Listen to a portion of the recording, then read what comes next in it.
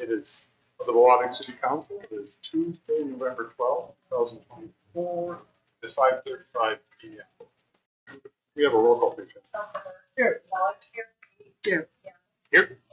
Here. Welcome, everyone. Before we dive into the agenda, are you doing it, or who's doing our? I'll let her. She's going to listen, but so the new system is live. We are also live on YouTube TV, on the Biwabik Community TV channel. If your light is on, that means you are live and active. If you prefer to mute, there's the power mute button down below. Turns your rectangular one.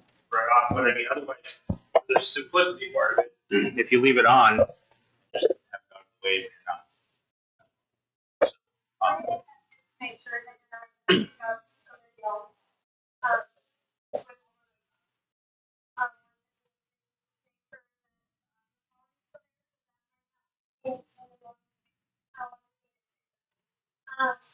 so I think what's the nice is that you want to be a little bit closer to it in the process too, so that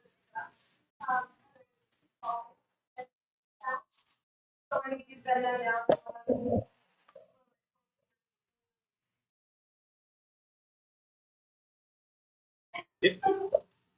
So like people that want to watch our movies, what do they?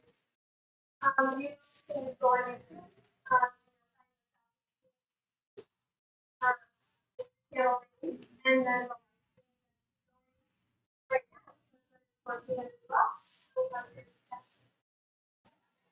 they are also going to show replay on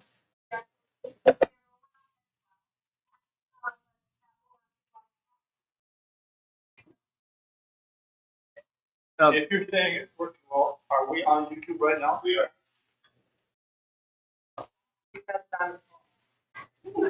So why do you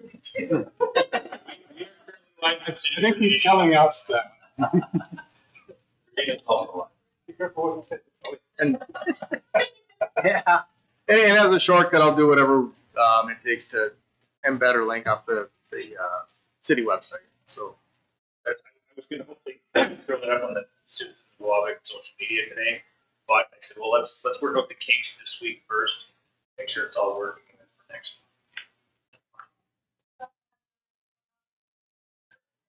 I was going to leave it on, and I demonstrated how to shut it off. So there is, and maybe this is policy is needed at some point here. Are comments turned on or off by default, and does the council have any sense on what they want the comment?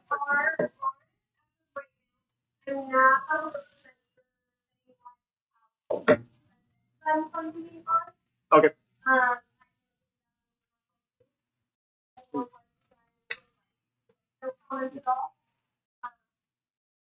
Any comments from the audience?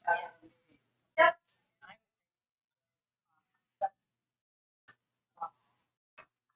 The only, well, no, but I mean, for like on the YouTube channel, because you can comment on the YouTube video. Yeah. The only problem with having a live comment is that people will get angry that they're not getting a response when you can't expect a response because it's literally just a broadcast. So that'd be kind of like yelling at your TV during a football game and not getting any results from the players. So I don't either. No. And you know, and there's some other stuff that can go on with comments, but that was a common one, like even during COVID and stuff, that there was confusion, frustration on, well, why aren't I being answered here?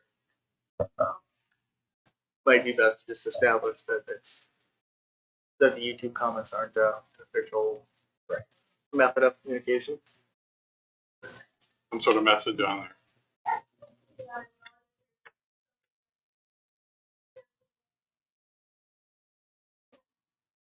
Thank you. From This conversation we're having right now, part of the second meeting, has been called to order. I called the order. The meeting has been called to order. Yeah. Okay. from previous experience at a previous job, also with it being live, you may expect people to show up 10, 15, 20 minutes after discussion to weigh in. Seen that as well. Life is full of disappointment. Isn't that the truth? Okay, the agenda, administrator. Let's start with you, Jeff. You got anything you want to cover? Real quick, so I did get a note from Matt Reed that he was on his way over, should be here in a few minutes to answer any questions on the SCH proposal.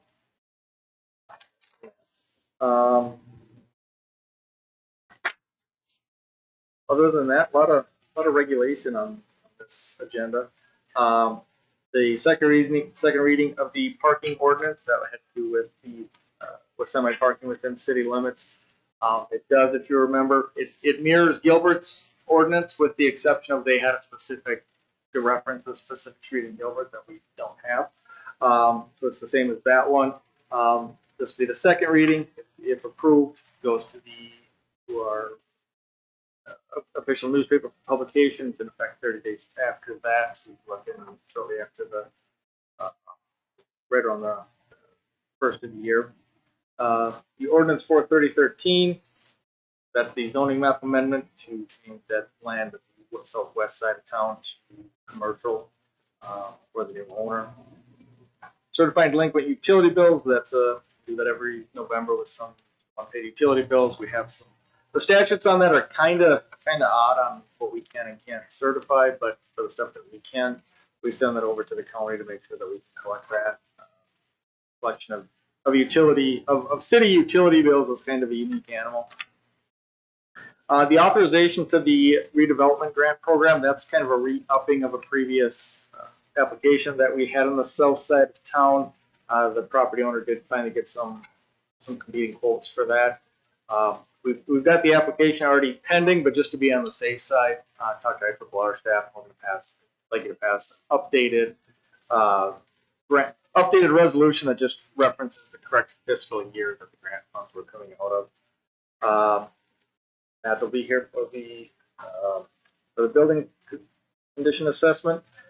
These two discussion and action items on street issues are some of the odder agenda items in the time I've been here. And the reason they're on the agenda is because I've got requests on both sides.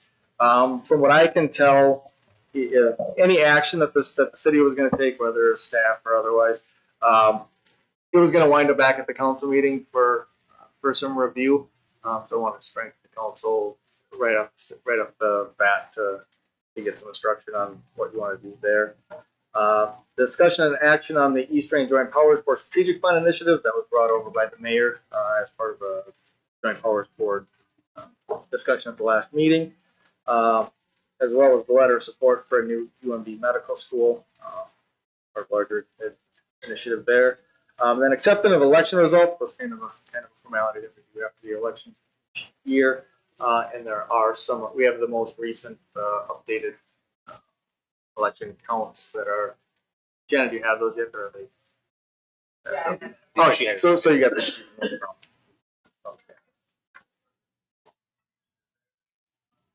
Can hear you just fine on YouTube.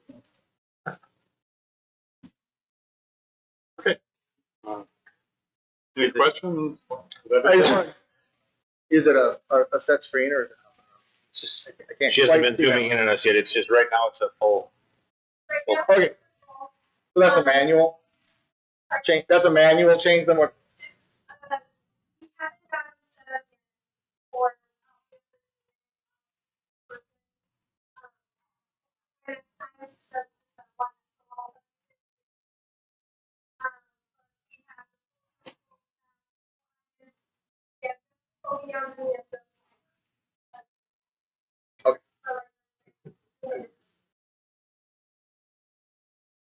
Jeff, I had a question.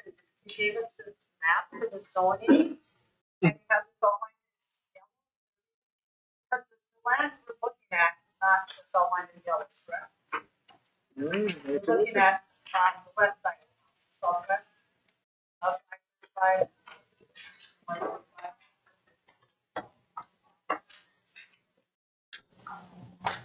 We're looking at Cape Rock and property, correct? Correct. We are looking right here. And what's the? But I don't know why. Well, it's all lined in yellow up here on the northeast side. That's what I was hoping that was, outlined because we stopped talking about Well, the yellow is just how our zoning map delineates the R1 that. Okay, zone. okay. But So then his would, what's still commercial, red, pink?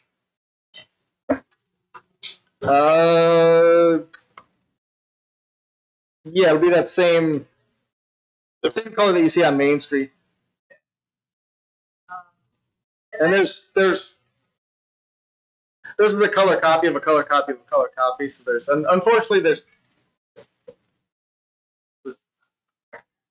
it's kind of hard to get real definitive different colors when they put these together. So you need kind of a high resolution picture if there's questions about it. But it's essentially that pinkish color. And then on the parking ordinance, our ordinance that we're not supposed to disconnect the semi from the trailer. So Steve, you had kind of designated spots that the semi could park in the proposal. Yes. Okay, so a lot of times semis need to be plugged in. But it's cold.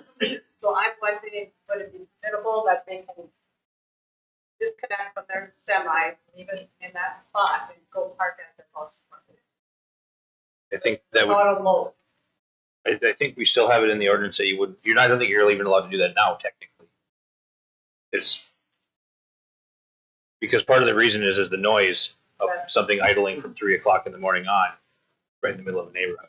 That's it. So are there going to be accommodations that they would be able to plug in their vehicle? Park. I don't know. I mean, somebody that drives a diesel semi, Right. they would tell you that. Right.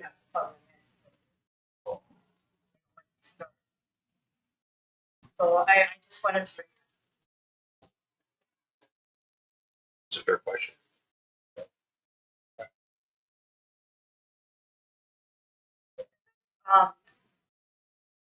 The work report, much better. Much. I just have a couple of questions. What it says, wood access panel roofs, 8 hours. Any idea what that is? It's like, I know they did the covers in the electrical pits in the park. Oh, great. This is our practice. I thought I talked about enough. So that was one of the questions I had. 8 hours sounds a little off for that, but I know that they did have to cut a new cover right by the playground. There's that. Right, just that one cover. So that's what I thought. That seemed like not a long time to replace a panel. Mhm. And then And it Paul spent 30 hours cleaning the shop yard, prepping for snow plowing. Was the yard that bad that it took almost a whole week to clean it up? Yeah. Yes, that's yeah. Yep.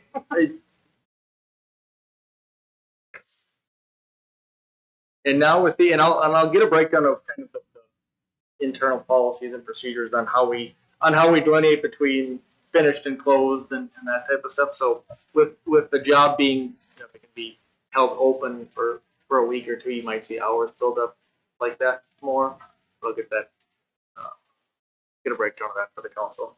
Yeah, because it is open still, it says. So those were my only questions. But the report did look a lot better this week. So while we're on that, then unless we're in a time crunch, I'll send out a thing, some instructions on that iWork system. And if anybody's going into it or using it right now, what we've kind of settled on is when there's a request, there's a couple of different statuses you can put for the project. And we've added one that says request. So that's when you go in there and you cut this tree, remove this sign or whatever. Requested is what the crew knows to look for, that somebody put something in here that I need to take care of. pending was kind of ambiguous on that. There's a step to actually email to assign that stuff. It just kind of muddied the water. So right now, consider made it simple. Consider something put in there and marked as requested as being officially requested of. So is that requested under citizen engagement? Because I'm not seeing it creating one.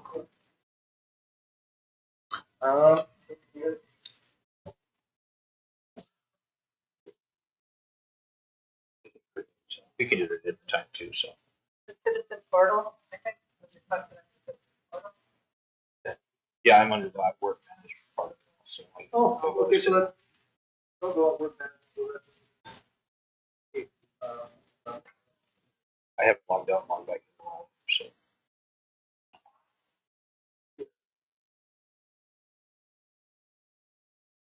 Oh, I understand. Requested, okay. But if that's not being worked for, then Got it. I'm gonna check my computer if it's a setting thing or if it's a program thing. Other councilors? Anything you wanted to bring forward? I just had one question about item 9K. The amended part, the warming shack attendance, which obviously we hired the two folks last year, and then there was no, the shack was warming by itself, so we didn't need anybody down there. Do we need to legally repost that as a job available? We had two employees that we hired last year. Well, they were never put on because we just didn't have a season. So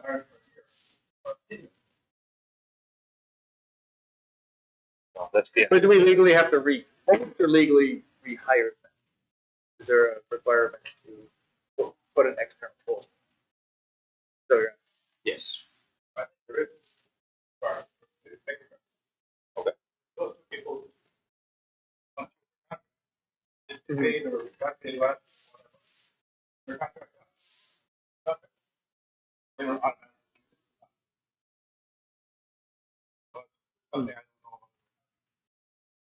no, it's just a season.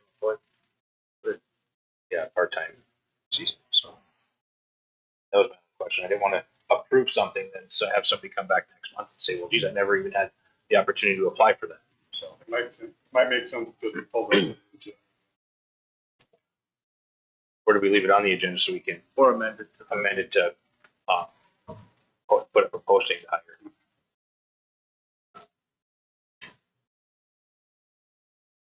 And I, Yep, that's all. oh, Everything. yeah,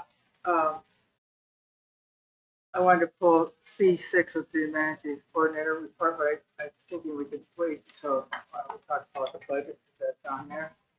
So, I have No, a question. we're not pulling any. Okay, but I'm just saying, I got questions for the budget. So. Thank you. Mr. Bird, you have something? Yes, in the bills, there's a $37,000 unbudgeted expense in there. We asked for the budget meeting, and we did not get an answer. I would like to have Joe to see if we come up with an answer for the unbudgeted.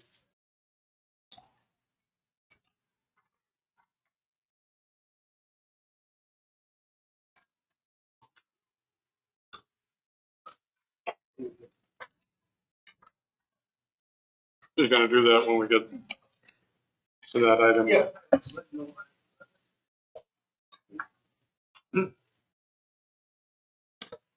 Probably when we get there, maybe pull that one and add it. Yeah, that's, Okay. I just, Just want to make sure that we're on the same page. Anything else?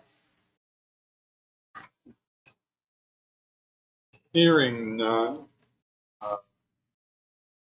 Motion to adjourn the meeting at 5:55. Moved by Councilor Bird, supported by Councilor Walbert. All in favor? Aye. Opposed? Motion is carried. Yeah, 5 minutes.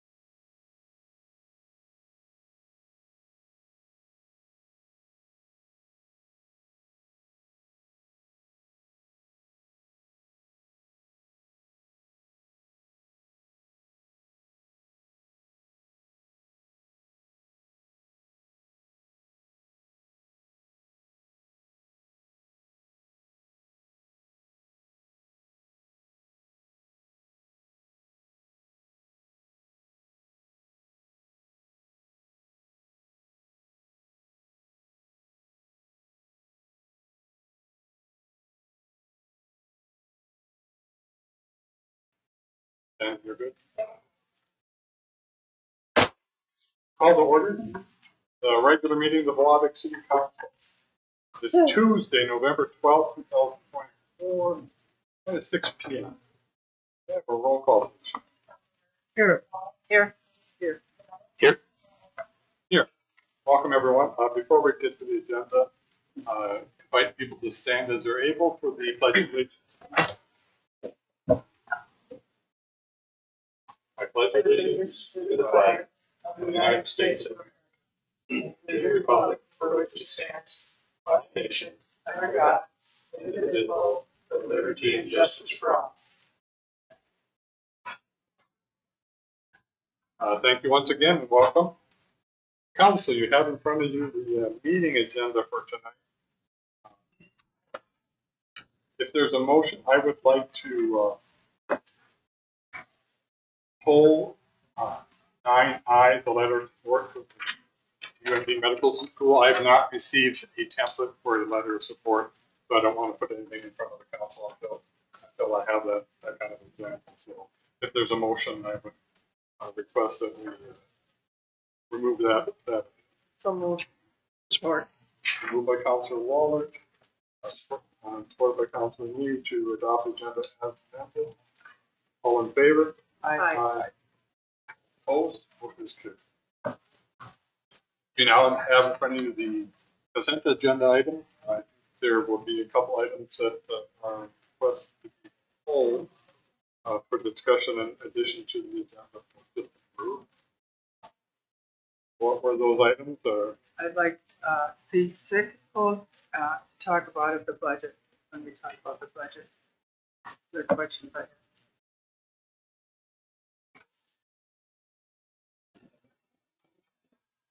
The other days.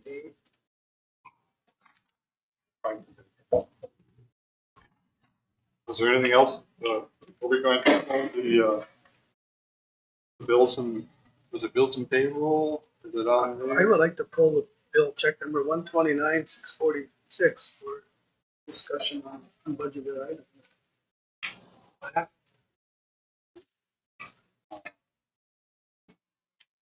And add that as, make that letter I under new business.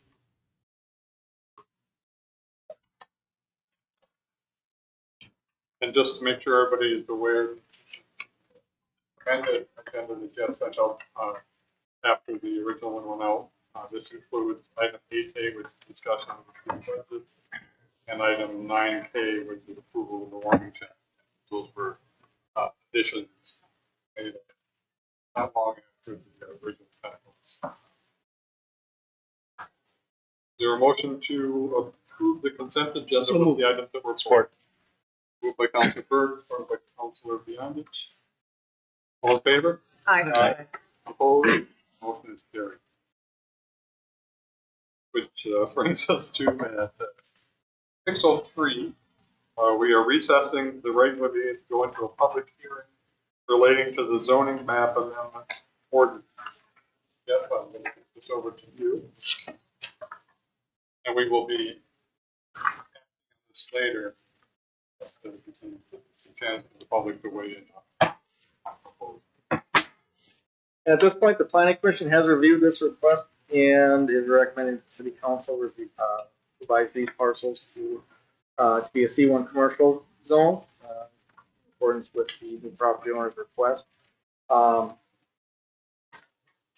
hearing is required. I've said this quite a few times at council meetings.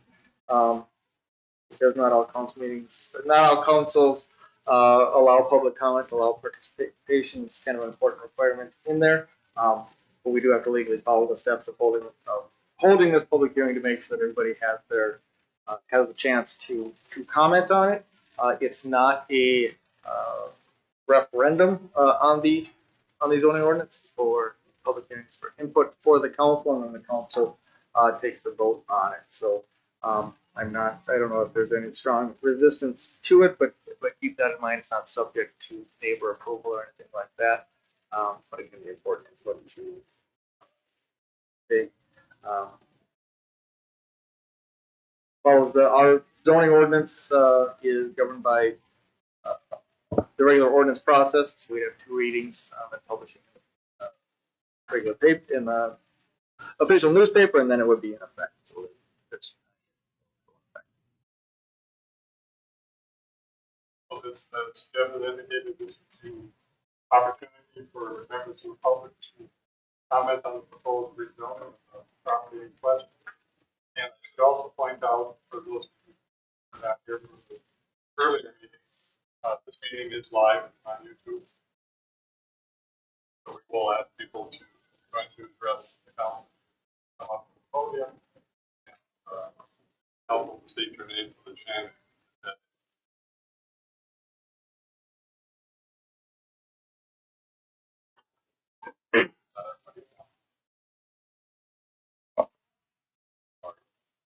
I'll get used to it.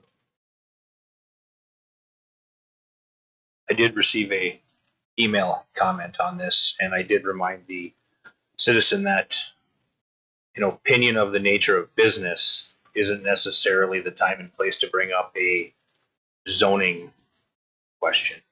Because that was the question about the nature of the business that the property owner is proposing for that space. And I said, we are following a zoning ordinance and we are following a zoning process. So the nature of whether John Q. Public believes it's a good business decision or not is not for that of the council to make a decision. So I just, and I did not receive any negative or positive feedback after that.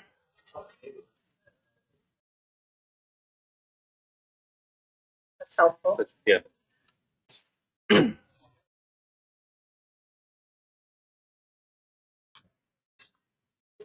Going once. I guess the council should, if there's any comments about the agenda.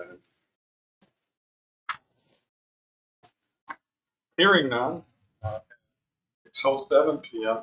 I will close the public hearing and we will resume the regular meeting and back to our agenda. And just in time, Jeff, there were no presentations listed on the agenda. Correct. No question. Okay, and I will move right into item 7, mayor and council members. I will start with Councilor Berg. Couple things, we've been working on the budget for many, many months, and one of the things we came over was the senior recycling program that the city has, and I totally am not against seniors. I'm one myself. But in looking at the hours that we put into that, rather than once a month, I would like, rather than twice a month, I think we can cut 16 hours of public works time and put them on different projects. We do it once a month. Most of these people that you do it for drive anyway. If they're driving to the store, the recycling center is not that far away. If once a month is not convenient, I totally accept that. That's just one of my ideas. Thank you for reminding me that I would be eligible. I never even thought of that. It's irrelevant. I'm not against it. Don't get me wrong. And the second thing I have, other than the other things already been addressed, I look at that planters in the city park, the other things that these groups are doing. I don't know where they come up with these ideas. I'm just tickled. Thank you all. This is just fun. Keep it going. This is great. Thank you. you should see what my wife spent on ours so far. It's not as fun and it gets that expensive. I got a room full of junk too. I don't know what it's going to end up to be, but thank you for coming up with these ideas. That's all I have. Thank you. Well, Yeah, I just wanted to give a shout out to the new business in town, the Biwabik Pizza Company. I've seen wonderful reviews online about it. I haven't been able to visit there yet, but I plan to soon. Congratulations to Dan, Steve, and Brian on being reelected and being reelected. And then I want to thank those who supported me. Jeff, I'm wondering where we are with checking for less costly insurance. What are the leads so far? I've got a couple of weeks to check out. I don't have anything back yet. So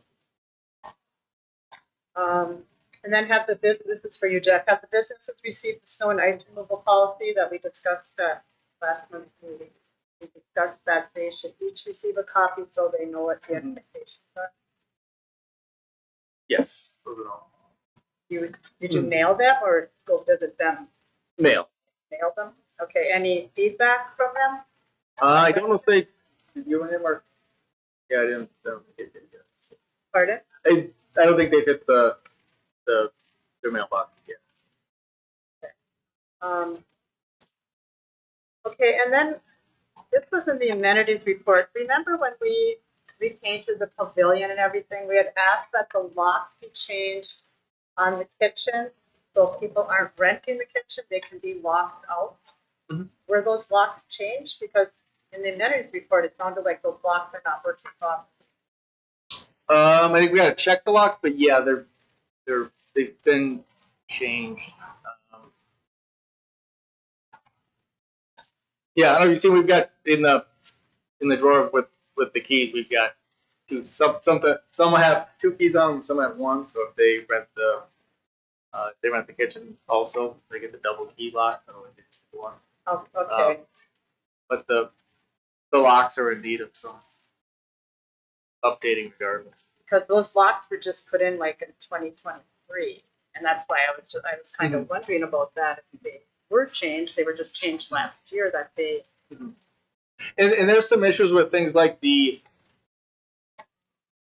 you unlock the doors, you push that crash bar and then you lock it in, and that way that's what keeps it unlocked. Those are old and need to be either fixed or replaced. Sounds like fixed is really an option; those need to be replaced. And that's something we're talking about a building facility assessment later in the meantime. That's something that's really going to be considered there. But we got something in the meantime. There's basically ratcheting mechanisms that wear out. It's a piece that kind of by definition or by use, when you use it, you slam into it. Everybody feels gentle on it, and it's not really made to be gently used. So people go in there and they hit it. Those were not updated when we that's still from 1990. okay, but the kitchen was, so those might not have. If it's just too Right. all right, that's all I have. And I believe it. I'm not looking at it, but I think the stuff on the amenities was more like we've got some work to do. Is now the time to update to the basically for the high tech stuff. I did bring a bag of zip ties and a cutter down there to leave by the door so you could cinch it open if you had an event going on. So. Thank you. Yep. Yeah, I just want to clarify, because that was one of the things I had on this budget. Tracy mentioned kitchen keys are obsolete and I'm able to copy. So is this comment obsolete, or with the kitchen and the keys, or are you needing keys? This is in the October. This is in the October 2024 amenities report. Here, just stand. Can I just cut in because I know I didn't want to interrupt or take Jeff's time. So Biss Lock Company doesn't have that particular key blank, and in order to order more keys to have made, you have to order a case, and it's like 500 of them. So and they're, I don't know, a couple dollars a piece. So it would cost us $1,500 to get about 3 key blanks made because you got to buy the whole case. So that's the kitchen. just for the kitchen. That's where the problem lies. So, which in 2024 we should be talking about key fobs, not key blanks. So. Yeah, because with the key fobs, you can program them to only Yes. open the kitchen. Correct. Yep. Okay. So hold that thought on the keys while I get to budget. Okay. And then I just want to thank everybody that ran for the election. Even though that weren't voted in, it was just nice to see people on the ballot. Instead of 1 or 2 people, we had choices to make, and I thought that was really nice. People took the time to say they're interested in the community and want to run for the city council. I thought that was really nice. Thank you. Congratulations to those that ran the council for 2020.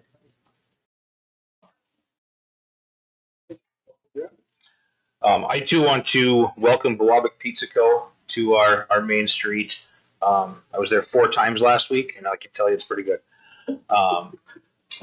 And then I had it for leftovers 2 days. So No, very good. It's nice to have somebody back in that space and a new place on Main Street. So welcome to them. I too want to congratulate Councilor-elect Brian Lehman and Councilor Berg on their elections. And I also want to thank our election judges and our staff for all the hard work they did during our election. And I do want to note that we were the first precinct in our House district to be complete 100% reported. So good job, Shannon. We are gearing up for Wynok Fest. There is some decorating going to be going on this week. I believe it started today. We're going to have some stuff going on Friday, and hopefully done Friday. If not, tidy up some few loose ends on Saturday. But the planters are a contest, and I believe they're all full. So that's going to come along well. And if anybody wants to volunteer and or donate money to something, by all means, get a hold of somebody from the Biwabik Area Civic Association. We'll find a way for you to help or support. I've gotten a ton of comments on the street sweeper. The public seems to be very, very happy to see it. And in fact, with the comments I was receiving, you would think it was gold plated. So I'm definitely happy that that's going well, and a good fall cleanup got done. Recycling on a different note, as most people have probably noticed, Aurora shut their recycling center down in town and now strictly relies on the Aurora transfer station, which has put quite the burden on our bins, especially come Sunday afternoon. And because obviously people from Aurora are coming this way, they don't go towards Hoy Lakes because Hoy Lakes is at their city garage like ours, except for at the end of the day the gates close and that's the end of it. So they kind of mimic that behind locked doors model that the Aurora transfer station has. I know Jeff did contact St. Louis County. Those bins were reallocated as soon as they came out of Aurora. But we're kind of had a conversation last week about maybe upping our bin level to just keep our citizens able to recycle. And then I don't know if I haven't noticed, is the star still on halfway on the water tower? Or did that get looked at? Anybody? I'll just take a look when I get up there. And last but not least, we did have a pole fall over on the sliding hill. The light pole. As I was driving to work in the morning, I saw lights in the grass. I thought, geez, that's weird. And after the third day, I had to stop and take a drive up there. I took a couple of pictures. I emailed them to Jeff. The next day, Minnesota Power had the power disconnected, rolled up, and 2 days later, there was a new pole with new LED lights and everything up there. So that was, I mean, it was like a 3-day response from a pole that fell over, and I was pretty impressed with how well that all worked out. So I think that's all I have, Mr. Mayor. Thank you. I think that highlights that if you see something like that, please let us know. It isn't always the case. I'll just echo thank you for mentioning the election judges. I think that's one of those thankless tasks that the people step up to do, and in recent years it's been a real challenge. Kudos to our election judges and to our election staff for everything they do. And again, echo the congratulations and thanking everybody for that. People underestimate what that takes to put your name on the ballot. So it's no small thing. So whether you were successful or not, it's a big deal that you put your name on. I do want to mention Branch Association of Municipalities and Schools is looking for, there's going to be some open board seats effective January 1st. Mine is one of them. So they are looking for nominees from each city, township, or school that is a member of Branch, and Biwabik obviously is. Unfortunately, they said send in your nomination by December 9th. I think it's the date from so that's a little bit problematic. But if it's something you're really interested in doing, it's typically, I believe, the fourth Thursday. If they start dinner at 5:30ish, you goes to order start. It's called order at 6. There is a Zoom option, but I personally think you get a lot more out of the meetings if you can be there as often as possible. So if it's something you're interested in, I believe you should probably let Jeff know. We don't have, do we have to vote on it? I've been looking for one very close. I don't believe so. It's never been accompanied by a resolution. I think it comes on the official form that Jeff can submit, then. But please let him know sometime before December 9th, something you're interested in. Then the Rams annual dinner, I think you mentioned this last month. That's where the actual vote takes place. And the annual dinner will be, something that's not on my calendar. 19. December 19th. Yeah, I was looking at September 9th, there we go. And it's at the Iron Range, Iron Trail Motors event center. So if you wish to attend the dinner, I don't believe there's a charge to the city. Yeah, I don't know anything. Ready. Could be an interesting event. That's where the actual voting takes place. And I believe and we're going to do the election something later. Right. And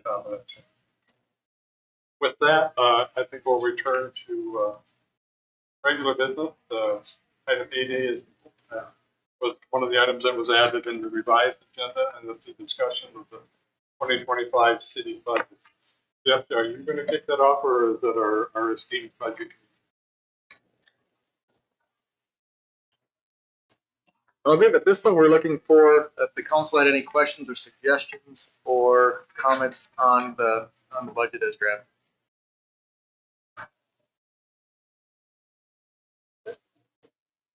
I do methods. And that's something to follow. Yes, I believe it was directed as well. Me? Okay. Okay. All right. I just have questions.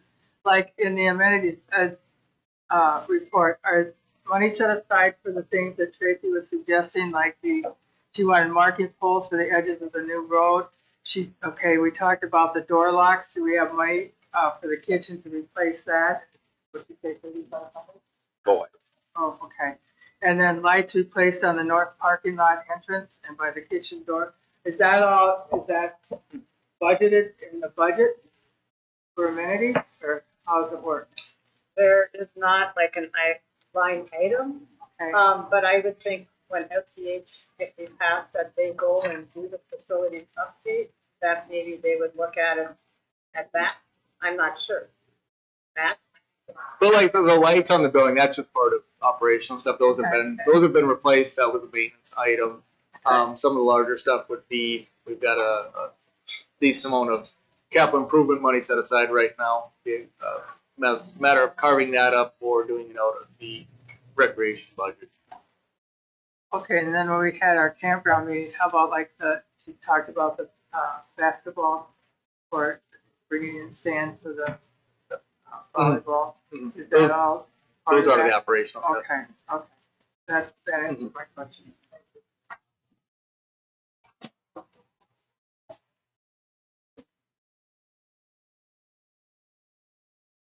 I had asked all my questions at the first budget meeting, so I'd like to hear what the budget committee has to say. Well, the preliminary budget had $200,000 increase in the 2024 budget. Basically, half of that was the police department, the new contract with Gilbert. That comes down to, we're going to have police or not. The other 100,000 is miscellaneous stuff that we're working through. But we've come up with $15,000 that the SEH proposal. Nobody's against that, but there's a different way that we could take it through COVID funds rather than added it into 25 budget. That would take 15,000 out of the 200,000. There's also some minor stuff. I know the The fire department, for one, is asking for much needed equipment. How much of that we can afford, I think we have to look at those items and cut that back some. There isn't much else out there. Well, one hot topic that has come up is the insurance that the city is paying for the employees at City Hall here. And right now, we're paying almost $1,300 in deductibles. $1,300 in deductibles into a fund for the city employees. That's here. Sorry. So one proposal would be that they put that money into their own deductible fund. That's not something the city funds. Jeff is looking to try to get cheaper insurance rates, but I mean that would be a council decision. That's something that the budget committee feels it shouldn't just be our decision. That it should be a full council vote if that's something that we would want to pursue. And then we have a 3% cost of living increase budgeted for next year. And the cost of living adjustment for next year is at 2.5%. So that would be a small cut, but it would be something. And that's really all that we could find to cut out of that budget. Comments from you guys? I think Jeff has said over the years. So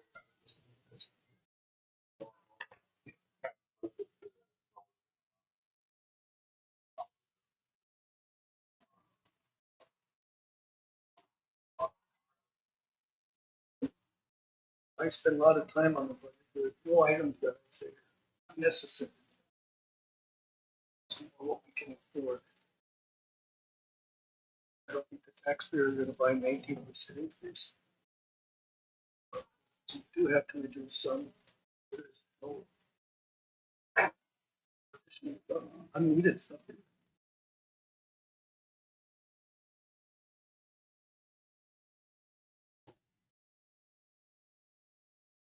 I got a question.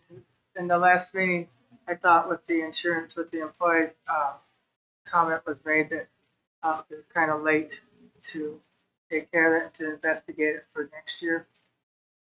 Insurance companies are not this year. That's what I remember from the last meeting. Well, I think it depends on if you make it a priority or not. Because, you know, you have a deadline. Usually you have at least 3 weeks to make a decision on insurance. But as far as putting the deductible in themselves, if the city employees put their own deductible in, they can put that money in tax-free into the Viva account. Like right now, we're putting that money into their account. Whether they use it for medical expenses or not, that money is there. For them, it always has to be used as medical expense as far as I know. But if you don't use the money, it accumulates and then it gets invested when it gets to a certain amount. But I know every insurance policy I've ever had, I've always had to pay my own deductible. And I know Councilor Berg is the same for him. I don't know, Steve, I don't know, but that's really the only place that we could find. But, and I mean, and that is something that we could do this year if we want. But I think that should be a decision that the personnel committee will include on also. Yeah, well, and I mentioned last month that'd be the whole comp. Right, all of the them. whole. That's all of them. I can report, although I'm delighted to say I'm retired, but for many years I served on the advisory board for the Northeast Service Co-op's insurance group. And there are employers who cover 100%, and there are many who do not. One of the things we did at my shop when the Viva was introduced is that we, over time, over I think it was 3 years, reduced the employer contribution percentage so that it wasn't hitting the employees all at once, but it's a new number, which most likely a pay increase isn't going to come. So but that might be an option. But, at least the last time I looked, water was not the city that was covered. The other thing,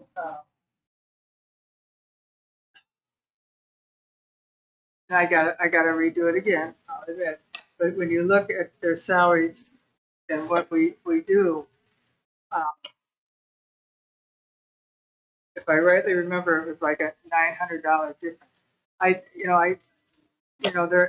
Their expertise is worth something, and I don't know that they're on top of the pay scale here, you know, like other cities are. Okay, I think we got to look at just the whole picture, not just that we pay 100%, but like what is their salaries, what do they do, so forth and so on.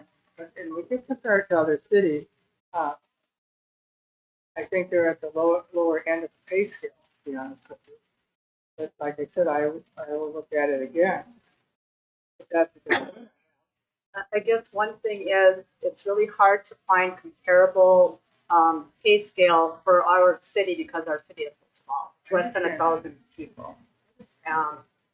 I mean, and that's why I guess I would like the people in Biwabik to weigh in also. I mean, because this is really, really a hard subject. I mean, we've really struggled with this, the budget committee has, trying to come up with things that aren't, like Dan said, are absolutely necessary. And I don't mean to sound flippant when I say this, but from my observation, I have, people aren't even accepting salaries like what they offer at McDonald's and so forth and so on. We have two women down there who know their jobs. And in my eyes, that says a lot, okay? And I believe they were trained by Pam. And then to train somebody and to get them at a lower cost and then, which probably would happen, and then to start cutting insurance, I think we're going to have problems. It's just a thought, okay? And I think it needs to be looked at more. And I guess I would ask the ladies downstairs also what they think. Yeah, that's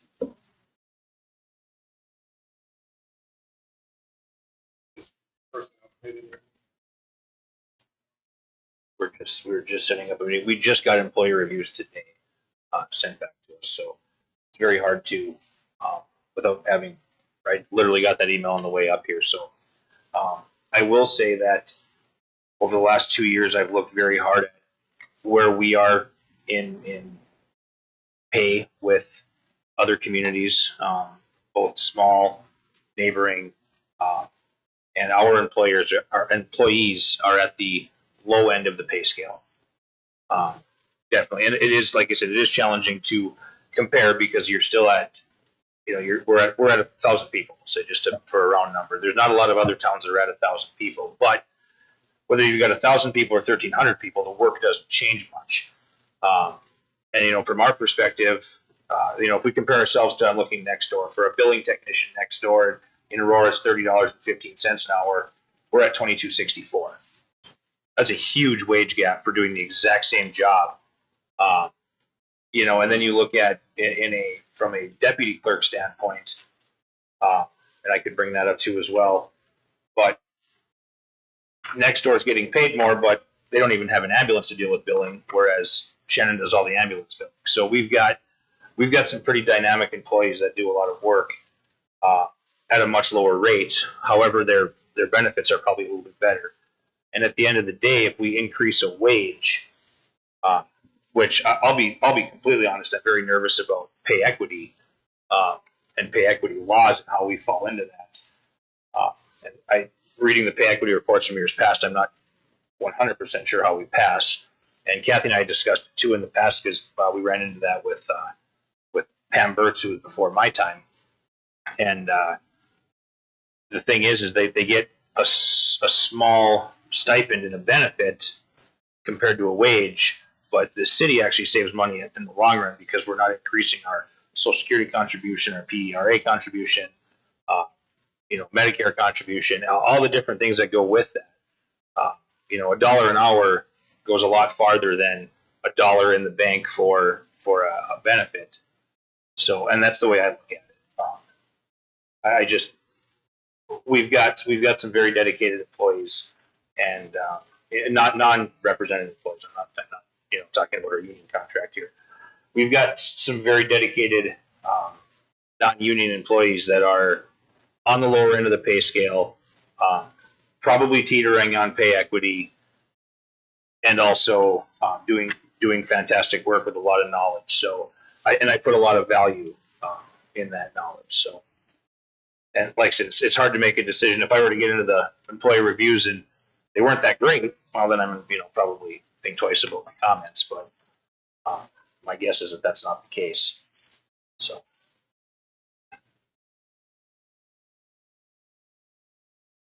Oh, we have 1 month left.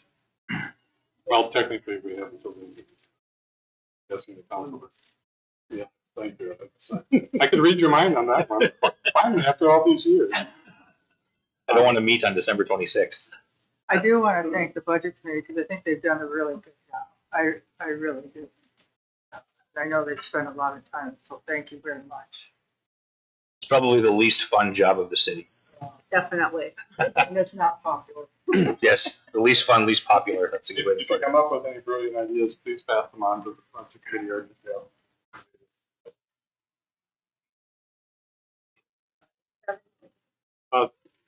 My understanding, this was on the agenda for council. Oh. We do have the public hearing in this December. So. What was that? What was the public hearing in December? What was the date on that? December 9th. Oh, it's just the 9th, yeah. And we're doing it during the regular meeting? We're going to recess that? Okay. Okay, I'm going to keep us moving then. On to new business. The second reading of the updated ordinance, number 310, relating to parking of vehicles.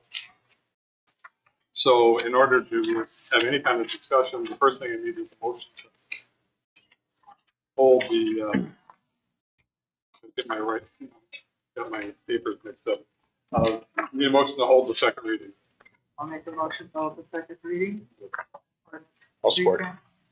Okay. Good by Councilor Lee, for the Councilor to hold the second reading. All in favor? Aye. So, discussion. If you want any discussion, this is your chance. I believe Councilor Walter mentioned taking a look at the options for trucks to be plugged in with. If we have a responsibility to look into that and see what the options might be. Yeah, and to clarify, Steve's suggestions on the parking, 'cause I agree with Patty, look at the diesel trucks and the plug-ins, but also, the parking issue of where they can park and permissible. And just to clarify on the plugins, are you talking about plugging in the tractors for warmth, or the plugging in like a refrigerated trailer you have to plug in to keep that running? The trucks, for the motor. Oh, the block heat. Okay, Does Public Works have, like, if they're parked in the parking lot of Public Works, do they have plugins outside there? I don't know what the availability of outside receptacles are. It is something that could be added, but I'm not sure the distance or the current availability outside. So do we have trucks that are parking on the street right now? Usually there's 1 to 2 in town per day. So is somebody going to notify them of this ordinance? I think at the last meeting, Ty said he would reach out. Yeah, and I don't know the specifics of who it is. Yeah, I don't try to do some I think we legwork on that. If we can identify them, it would. So, Right. And from on the plug-in standpoint, and like I said, I made it very clear in my original, the parking of semis in residential streets is very uncommon, and we're one of the cities that allowed it just due to lack of any sort of regulation. And many citizens have come forth about the issue. But like I said, my initial communication, I don't want to cut somebody off at the knees that's how they make their living. And I mean, it's literally no different than my, campaign against anybody that fights against mining. I don't want anybody to take away my way of life as I will take away theirs. But from your comments from the agenda meeting, my thought was for a very simple, very low cost option, if we are going to use alongside the public works garage as a designated truck parking spot, I mean, a very nominal fee doesn't actually cost that much to plug in a block heater. That could be an option awarded to, if we got one or two in town, I don't think it's that big a deal. And you can buy the plug-in stanchion on Amazon for about $79.99. In fact, I got one in my cart right now. That's how I know. And then the little bit of electricity that it would use, obviously, if we just had a nominal fee for that driver, or two or three, I think that could be definitely an option that would be available and very easy to take care of. So, I don't know what anybody else's thoughts are, but If we adopt this ordinance tonight, we don't have a solution. That's correct. correct. So then it becomes the owner of the truck to, Right. at this point, to figure out what they're going to do. As Jeff indicated earlier, we would have to publish the ordinance, and then 30 days after publication, the ordinance would go on. Okay. So there's time. There is a window of opportunity for that. I would think that we could want something in place for the ordinance. Thank you. Yeah, we'd have it's about 6 weeks from if we did pass this tonight, it'd be in the normal process. So there could be something for the next council meeting to, with a solution for that. Because like I said, I do not want to cut anybody off at the knees if that's how they make their living, But however we've cracked down on other nuisances in town, and I'm not saying that, but a running truck at 3 o'clock in the morning when you're trying to sleep in a 1950s house it's not easy. So I think it's a kind of a horse apiece on, who's affected. But I think we can offer a solution for the truck drivers, and at the same time offer a solution for the neighborhoods. Yeah, and I think that's only fair. that- Oh, absolutely. So can we instruct Jeff to, for the next meeting, have what it costs to plug them in at the public works? Check and see check, what's yeah. available down there. Bring us some off. Bring in some options at the next meeting? Would it be advantageous If to it's- table this then to read at the next meeting? Well, that would give time to notify the We're going to be notified. the owner. We're going to be notified by the public. Yeah, but at that point, it's well on its way to being passed. It's, We don't want to table it. People, we have 6 weeks. Oh, so yeah. So, yeah, it becomes with the options next, in December, we can make a motion, decide and, because I don't, like he said, the livelihood, I don't want to cut them off at the knees like he said. Yeah, and We the gotta have a motion, solution. the motion to provide a place for trucks to plug in Yeah. would be separate from this ordinance. Right, Oh, sure. right, yeah. It seems sense, some young kids in the neighborhood get woken up at 3 in the morning, 9, 10 at night, come. I don't think would be very fair to them. Right. They keep pushing this off. Correct. I hear enough complaints like that. I hear it. Well, and our residential streets are not intended for that type of load bearing, so. But we do have time to offer a solution implemented. If the solution for plugins is minimal or negligible, I'll go ahead and proceed with it, and Yes. Absolutely. we can update you, but So we can have a motion at the next meeting. to take care of it. Perfect. Incumbent on all 5 of us, and we're coming together. Between the 5 of us, I think we got. I sense we might be at the point where I could entertain a motion to dispense with the second reading. So Support.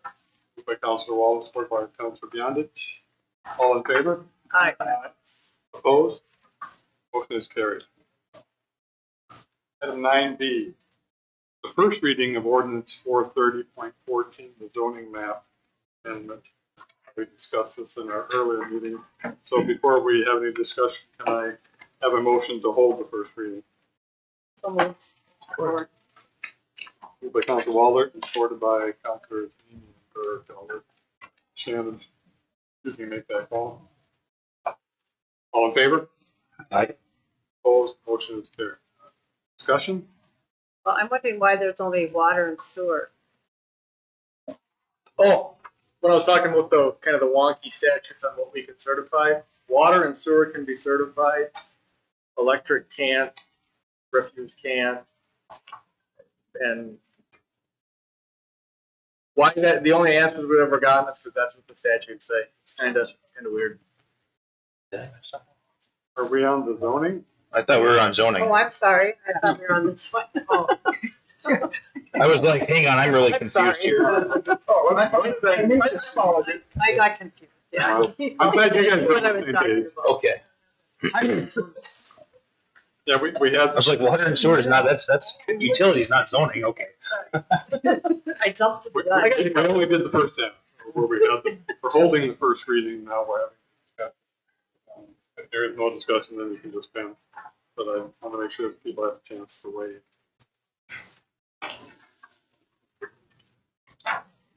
Hearing none, is there a motion to dispense with the first reading? So moved. I don't know what you got on that one, Shannon. You did the Council John, to Council Waller, the other one. All in favor? Aye. Opposed? Motion is carried.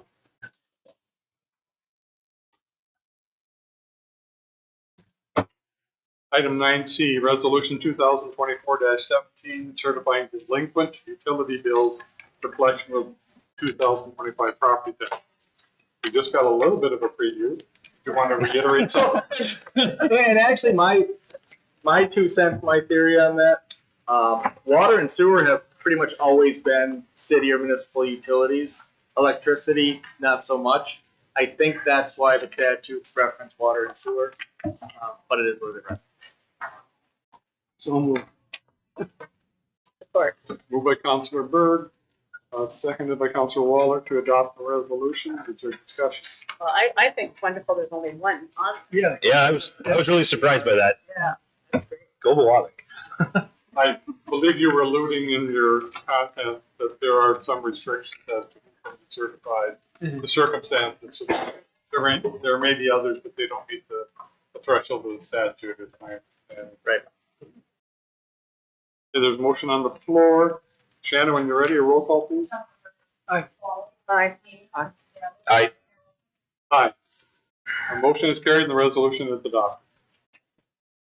Item 9D, Resolution 2024-18, approving an application to the Department of Iron Range Resources for their residential redevelopment grant program. Jeff, anything you want to add in terms of context here? Oh no, just an update of the resolution that was previously passed. I'll make a motion, we approve resolution 2024-18. Been moved by Councilor Beyondich, supported by Councilor Mimi to adopt the resolution. Is there further discussion? My only question, is it going to be done this year? Do you know?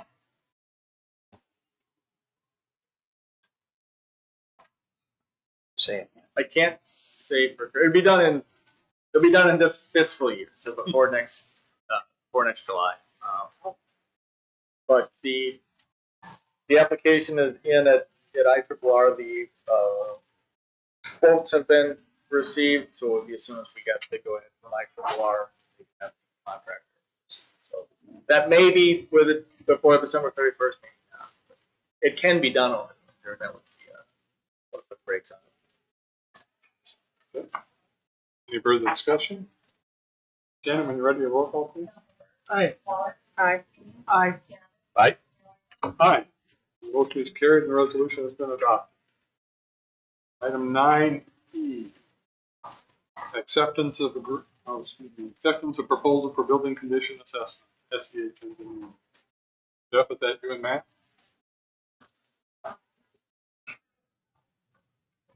Fancy I need to do with this thing? Nope, you're ready to go. Okay. Good evening, everyone. Nope, I got it right here.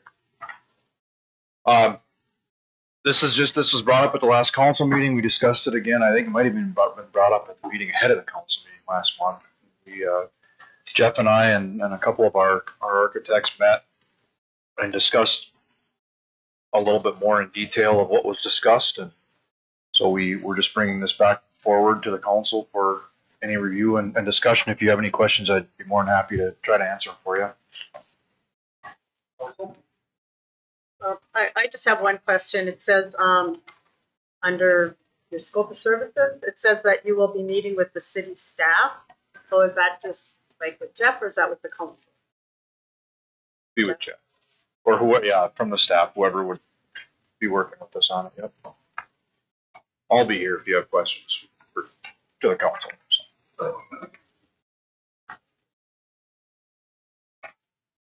So I think to clarify on that, not to put words in your mouth, but it'd be discussing the draft report, and then there is under the deliverables, there's a building conditions assessment report with the final of that. Correct.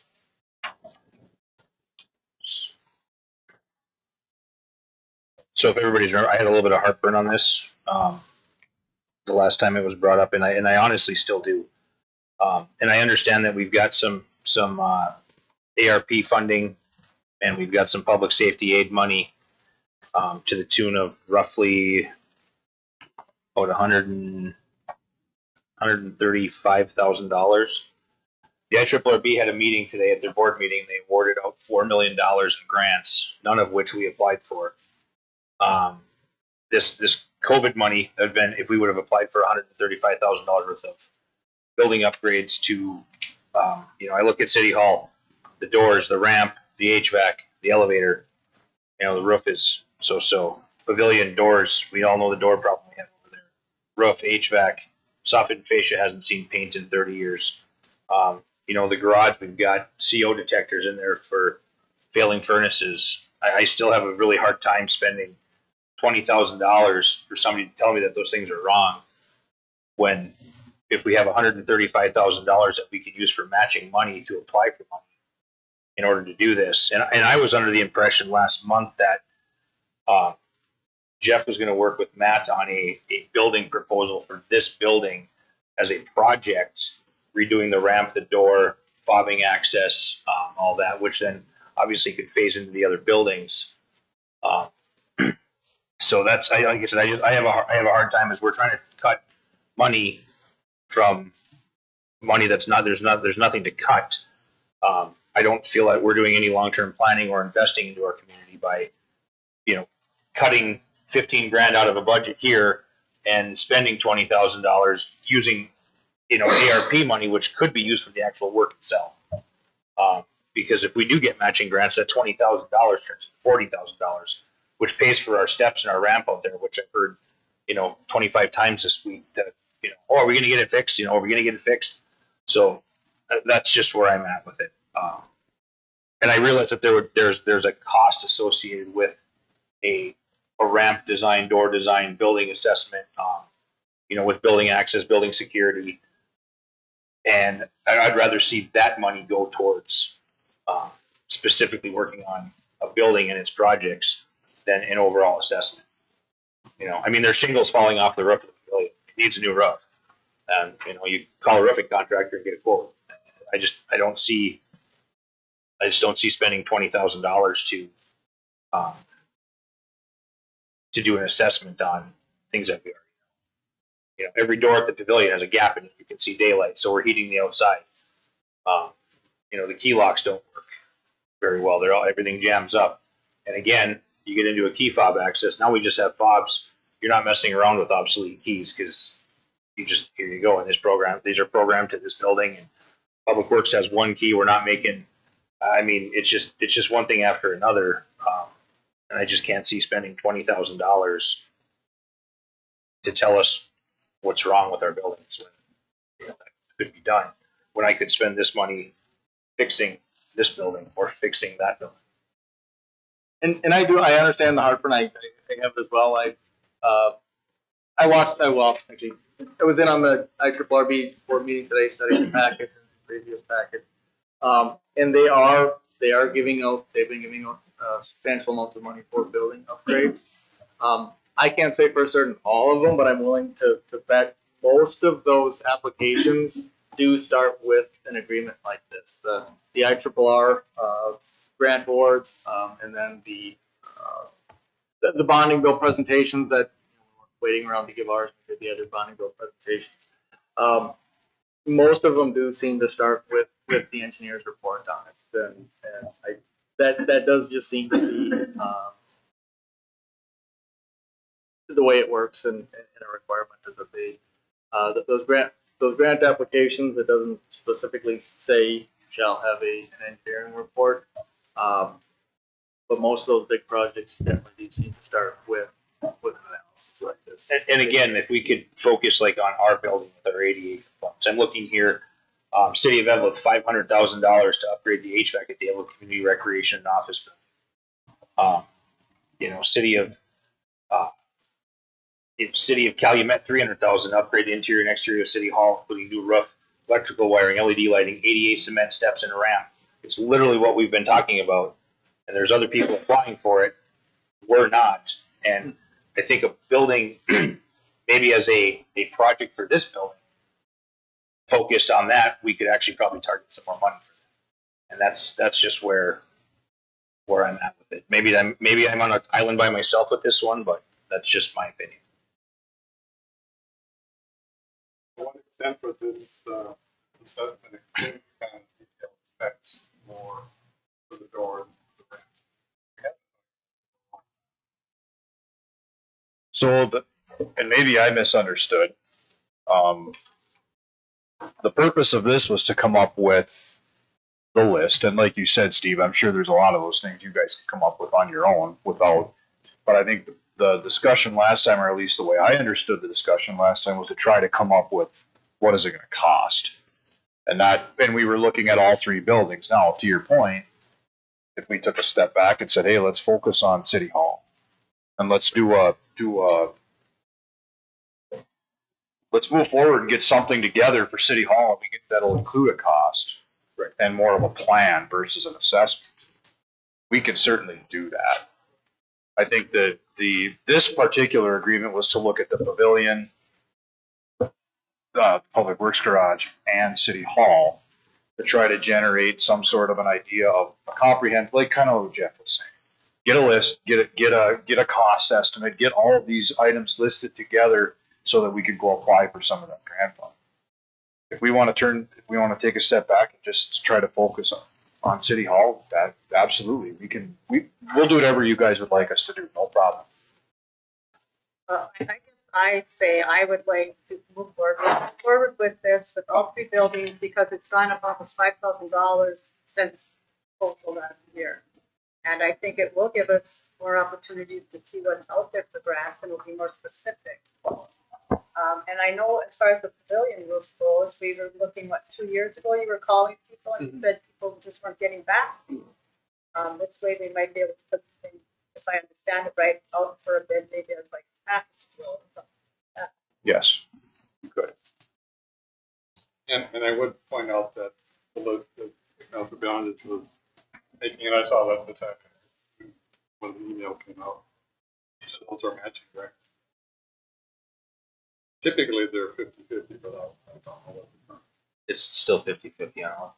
So when you look at a number like 300,000, if we were to invest 300,000, we'd have to apply for that. We would have to come up with 300,000. And I've got a pretty detailed history of IRRR grant award that has been tracking, and there's some deviation. There's a match requirement almost always. A lot of that match has been legislative funding, and because some of those projects have pitched either before or after us, hear the pitch, and it is those pitches are frequently given either by the engineering firm or with one of the engineers up next to them. It's kind of a, I'm not saying it's right, I'm not saying it's wrong, but it's become almost essentially a requirement that in order to get a cost estimate, it's an engineer's estimate, what we're saying for numbers for the grant application. I know I've lived in Virginia, specifically, I kind of follow their projects. Engineering study heavy on that. I was just going to ask if somebody would like to make one. Thank you for reading that. When we have a motion for the discussion. Maybe not. I'm open to it. Make a motion that we move forward with this. It's been proposed, motion by Council Waller, is there support? I'll support it so we can either discuss it or further or vote on it. Yeah. So with this, if we approve, can you get it so that it coordinates and it's the first step is taken care of with the IFRB where we're getting the grant money. So this is a good document to go for a grant. See what I'm saying? That's Yeah. it, Matt. Yep. Yes. So you would need to revamp this a little bit, or is it good the way it is? It's fine. Okay. That would be the outcome of this would be to give you a document that you can use to go apply for those grants.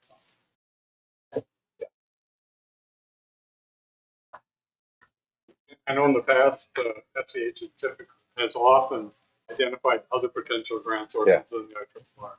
Yeah. So I would hope that would be part of whatever you. We will certainly be looking at that. Yes. Thank you. And the beauty of the public process is it's kind of in black and white for you to see. If you look at the meeting today, they were awarding money for ADA accessibility, energy efficiency, and to reduce future costs. So the bullet points are there. We know we have to meet. But we have to have something to show that we have a need for that. And we still have time to apply for those grants. Yeah, the IRRR generally goes on like a quarterly grant cycle. So they just had one now. It would be probably late, like a February or March grant. So we could hit that one in February, March. You Looks potentially like they could. gave Yeah. out all the public grants. Their budget was 4.56 million. Their agency investment was 4.56. Looks like, unless that's the. I think that might have been TEDA. Oh yeah. So I think. And they've been digging. They've been going the TEDA fund, even the DJJ. They've been digging into the Corvus. Should be 2 more meetings before the end of the fiscal year. Sometimes there's a third right at the end if they've got some coppers to. So personally, I don't have a problem with it as long as we go after the grant money. I would agree with you. If this is what we have to do to start moving forward and just stop watching everybody else apply and get everything, then yes, I'm supportive of it. But it's gotta move forward. We can't approve it to throw out $20,000 and then sit and do nothing. Kind of falls into the court that way. It's also incumbent on council. Yeah. Right. Council. Yeah. And I do want to make sure I'm clear on it. The IRRR does not have anything in their grant requirements that says you must have an engineering report. So when I'm saying it's kind of a requirement, that seems to be what everybody's doing to get the money. It's really hard to get the grant application. So, so if you see something that says, well, the IRRR does not require that, that's correct. It's not. But it makes sense. It's not a stated criteria. If this will move the process, I think we'll get it done. Yeah. And Yeah. we'll get it fixed. That's what I'm- I didn't say it was against it. I just said I had heartburn over it. Not- And Another thing is, we had originally had $15,000 in the budget under administrative, Professional services. professional services. And we said we could take this money out of the art fund and then cut that 15,000 from it. Right. It just, I saw the ARP funds as $135,000 of money that we could actually use to, if we were to, you know, because that turns into 270,000 with a match. Well, if we can't put a new ramp on the front of City Hall and a new door in there for $270,000, you guys are doing something wrong. So, you know. But the reason, Steve, is that this says 15,000 in the preliminary budget. Right. And I don't like the idea of putting preliminary budget. Correct. We haven't adopted. That's what this is, what do we intend in this movie? I got you.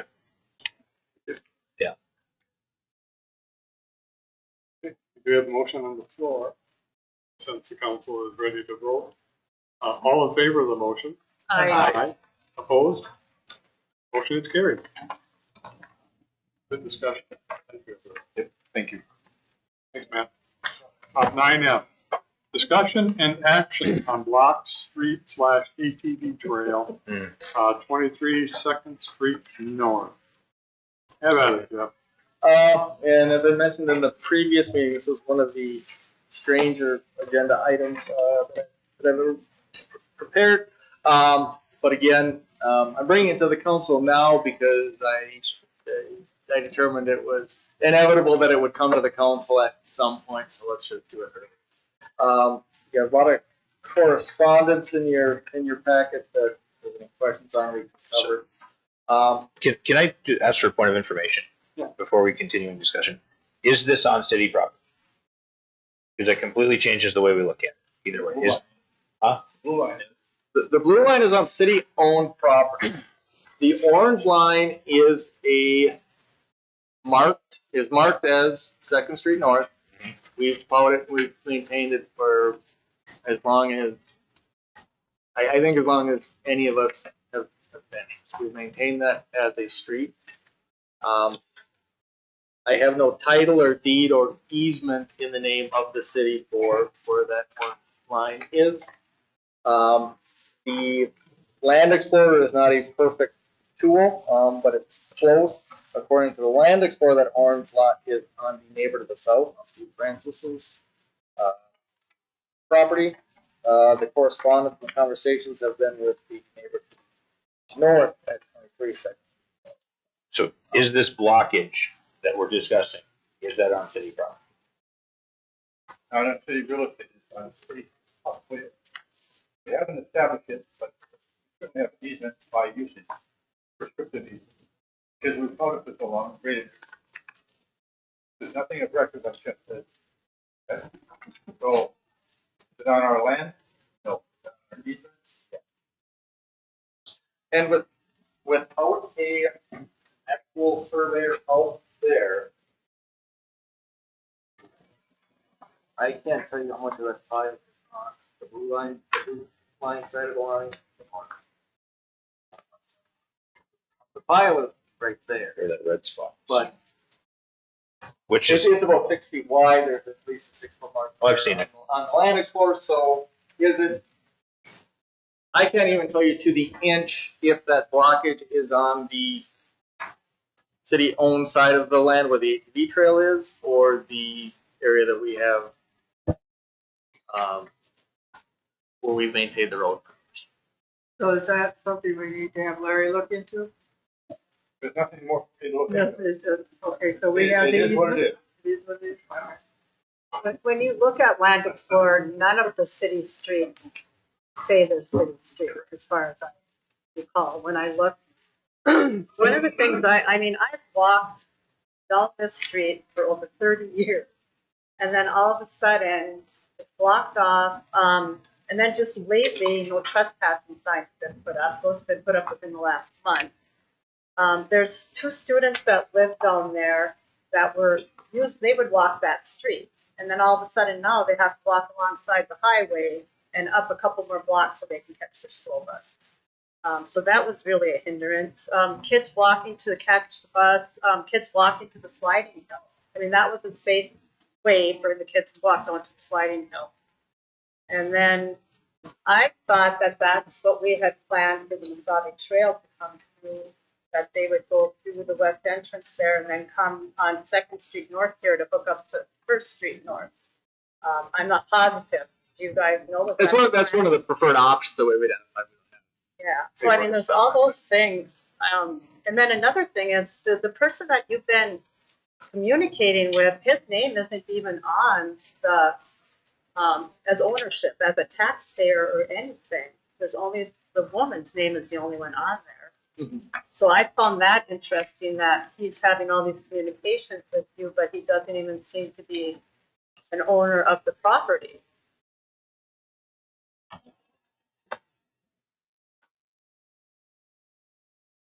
I mean, what are our options? The yellow orange line right now is what I call prescriptive easement or easement by usage. We've been following it from like, kind of like adverse possession. Okay. Because we've been using it openly. He knows about it. Now he's saying we're taking this land because we're taking it. It's been followed and graded, whatever else by the city. I think that if we were at, heaven forbid, we want it, we don't.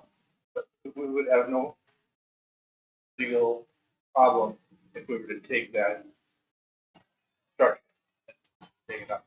It's our prescriptive easement. Sure that whoever is watching it, property owner is saying, oh, it's my property, it's not.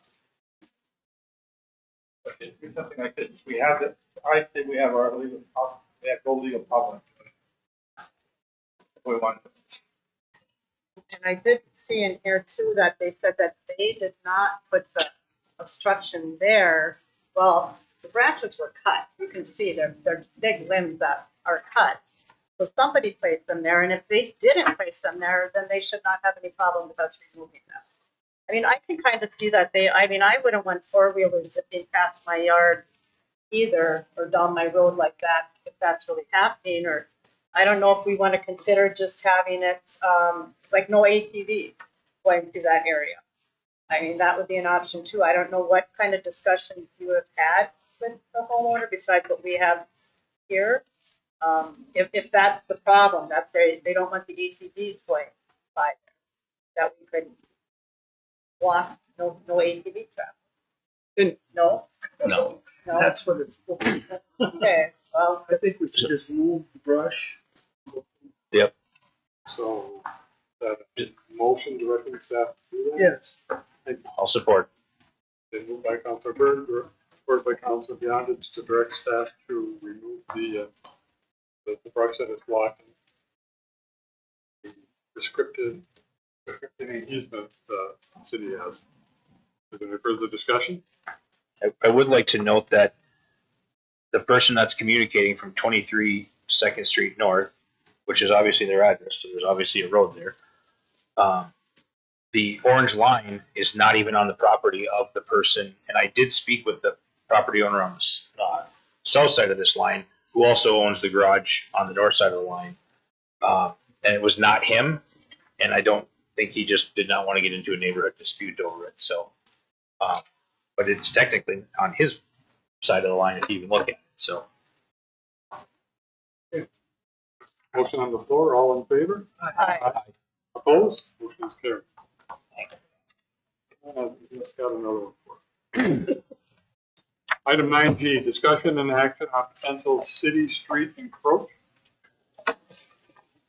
And even though the location and the timing seems like there might be a connection, there's absolutely no connection between these two items. They just happen to come up at the same time. In this case, there is again some question of ownership. The city has and has maintained and recently reconstructed the pavement that goes through there. Looking through the Land Explorer, there's some clear city of Biwabik ownership. Stuff in the cold storage building, the lower left, the southwest corner of the Land Explorer aerial shot. Stuff on the upper west side there. But then there is county tax forfeit land, which has been outlined in the pinkish color, and then some unknown land that's in there.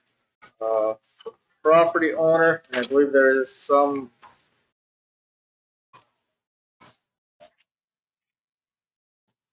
some ambiguity about whether the neighboring property owner is taking responsibility for some of the alterations of the work that's been done. The stories have kind of changed a little bit.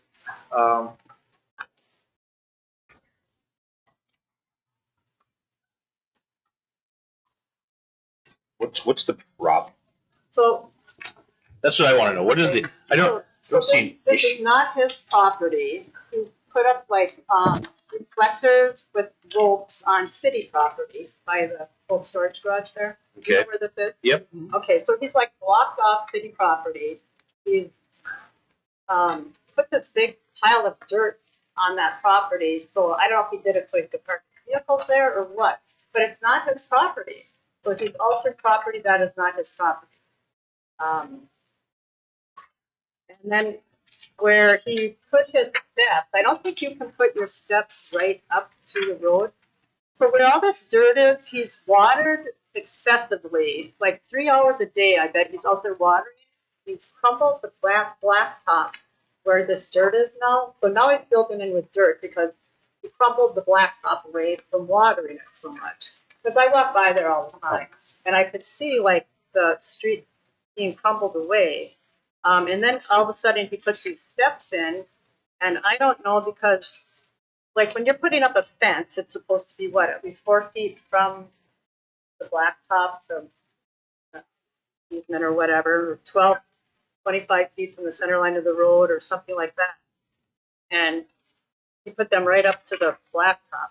But I guess my thing is, if he continues to use this property like this, is he going to say it's his property? What I would like to see is just the city go and pull up the reflectors and the rope on across the road, not on his property, across the road, that city property, and plow it on that dirt pile and level it all out again. I don't know, like he waters across the road for hours and he's washed out all the dirt, and I just don't understand why he does it. Is this Two the? separate and distinct issues. One is doing something on our land. That, I think we have no problem whatsoever going around. Bringing him back to whatever it was, taking his disturbances out of there, getting him back to the second one, this is an easement that we do have. I'll record it, but know where it is. I don't have any problem with the prescriptive easement here. He's got an easement here. If he's got anything that's encroaching on that, causing a construction of some way or other, safety wise or vehicle wise, remove it. Again, I think this is So the dirt pile is, do you see where the brown car is? There's a dirt pile there. You can't see it in this picture very well. I know that. Yeah, I know what you're talking about. Okay. So yeah, so he's got reflectors put up and rope put up there in a big dirt pile. Well, I guess I would make a motion to go have the city crew remove the reflector ropes and plow up the dirt pile. And if he doesn't move his vehicles, then I guess they would have to be towed in order for the city to do that. I'll second it. We have a motion by Councilor Walden, supported by Councilor Dean. Wait, now the vehicle thing came into play too. Yeah, because So- he's got it on the. Correct, but now if I'm looking at where those vehicles are parked compared to where the property lines are, that's kind of like a no man's piece of land there. It's not city property. It's not, because it's all mowed and everything else there. not city property. But if you look at the map, this doesn't come up with anything. The city property is all around it. But it's not his property either. But if it's not our property, how do we do the towing? It's not our property. We don't know whose property. I thought Well, some of it is our property. I can see where those lines are, the ropes and the reflectors. Yes, those are on our property. Those should come down. But where those two cars are parked, there's kind of that gray area of land on Land Explorer. I'm not going to be comfortable towing somebody's vehicles that, now if they were parked in Carl Schuster Park and I knew that was our property, that fine and dandy. But if I don't know for a fact that I can't support towing a vehicle that I don't 100% know is on city property. So you're saying. Because if he's parked on the side of the road, I mean, that's single lane road, which I think are ridiculous to begin with, but I mean, he's parked on the side of the road. It's no different than parking on the street in front of your house. So that's just my, And the single lane road that does look odd, is because when we redid this project during the sewer reconstruction, we used federal money for it, and we have to be able to verify and certify to them. We own the land. And we didn't want to err on the side of the unknown stuff and wind up risking federal dollars because we went over that line. So that's why it's right. But what I'm saying is I'm looking at the lines and I can see where City of Biwabik property is. And then there's this other section on here that doesn't come up as anything. We have the easement. Say we haven't, like, We have the easement over the road. for the road. it's very narrow, and that's what we could prove. That's what we were. That was the extent of what we were. We were able to provide documentation. Yes, we were. I didn't see if I can find it, but you're listening to the discussion, trying to find it. But that question comes up frequently. Why is it just a little path through there? It's 'cause we That was really all my recollection.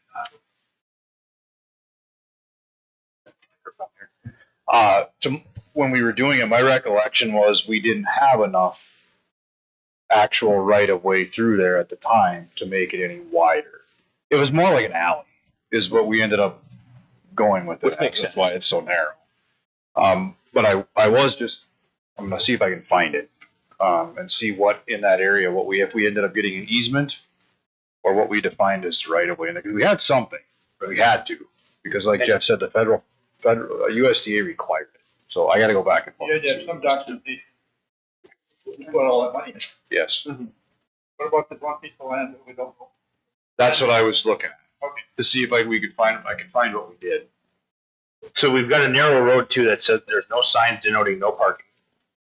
You got a narrow street. If you were to park on the side of this, he's off the side of the street right now, into no man's land. If you're gonna start parking in front of the house on the street, now that street got even more narrow. So I don't understand. Like I can see taking the ropes down and all that stuff off of what is known city property, but I am not okay with towing vehicles that aren't in anybody's way off the beaten path and not necessarily on city property. Well, I'll make an amendment to take the ropes off and the poles and, to leave the cars alone.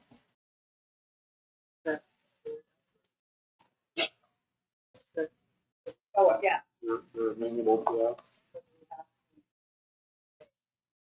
So I made an amendment to. We'll vote on the amendment first. I got one question before we do.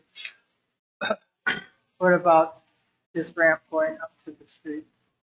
That within the bounds of what you're supposed to do? Yeah. Well, it should be out of the right of way. I believe it's out of the right of way. But right off the bat, I'm fairly sure it's unpermitted. So there's an issue to address there. It may be something that's not under permitting requirements, but I don't think so. I'm It gonna. looks like there's been some fresh work here. Yeah, I'm gonna leave my amendment in to do. Okay, well, let's start with voting on the amendment. Does everybody understand the amendment to the original motion? Okay, I guess the only thing is being said about the file, what they can't. Is that on city property? The dirt piles were on city property. As long as they're on city property. Well, I guess. Would be anything on city If property. anything on city property. Would be removed. That's my understanding. Okay, so all in favor of the amendment? Aye. Opposed? Carried, the amendment carries, but then alters the original motion to direct staff to proceed. You have a question yet? Yeah. Well, so what did we decide on for actions then? Remove the markers and ropes. If we pass the motion, staff is being directed to focus on but it's clearly city property. The motion doesn't address the steps because it seemed like there was still questions as to whether that's something we can act on tonight, or I guess we would need more.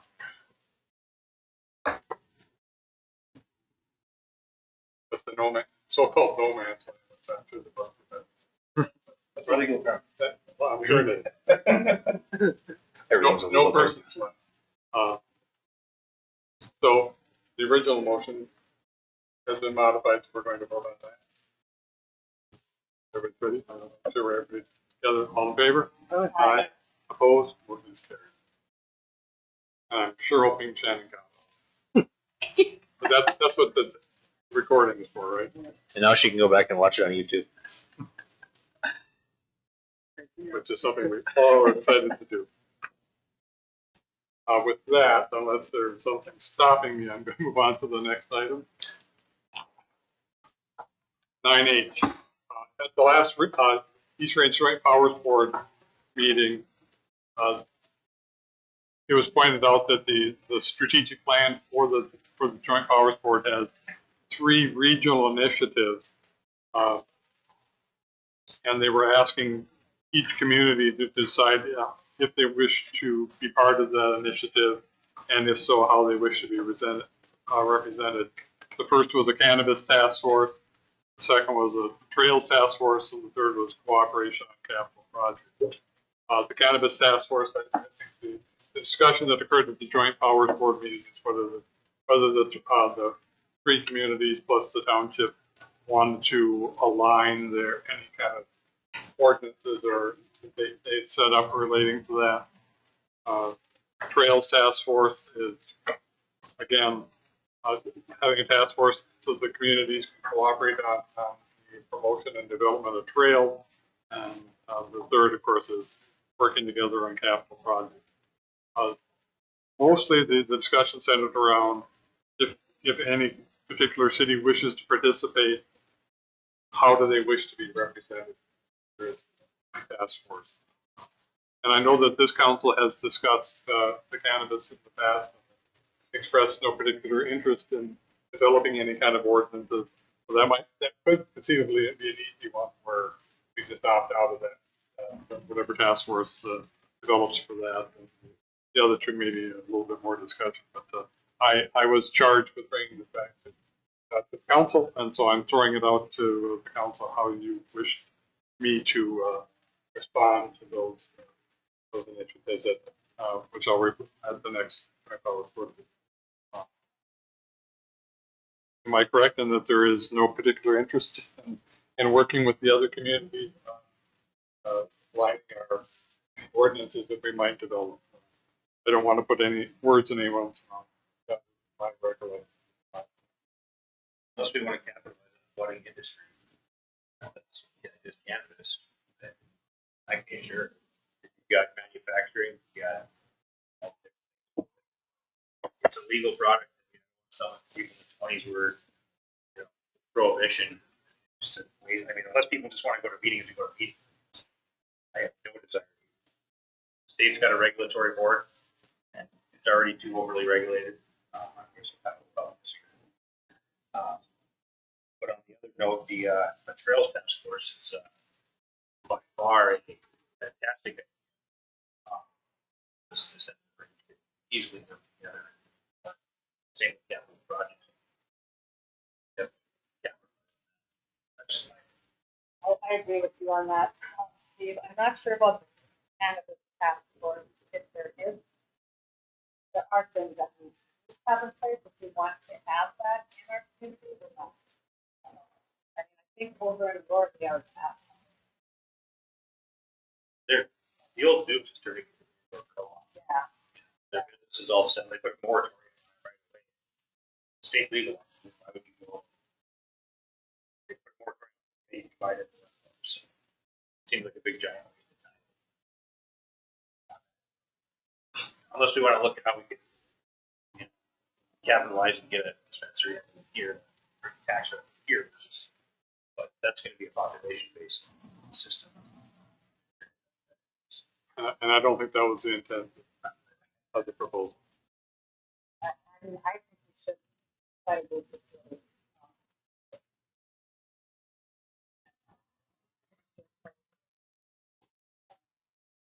So the follow-up to that is, how would you like to be represented? I guess the choices are whether there is council representation or council designates citizen to be represented.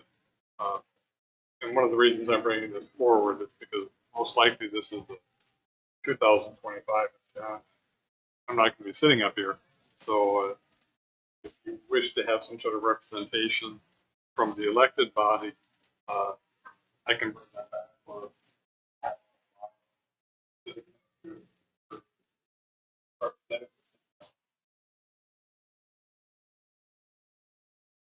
really whatever it comes.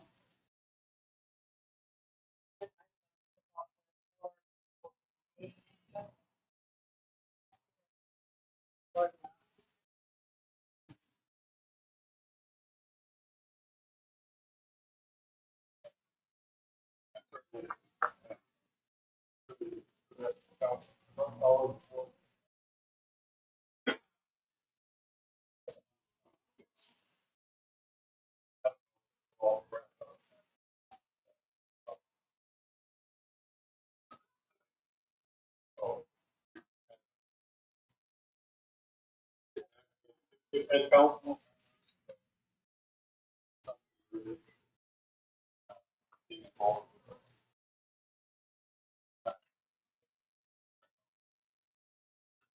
That's always on Tuesday.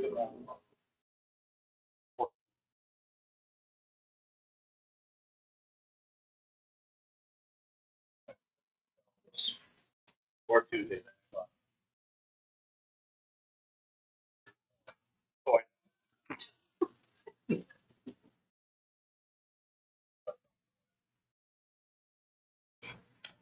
Okay, thank you.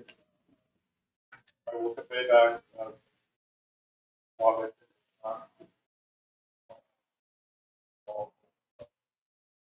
ordinance writing, town now.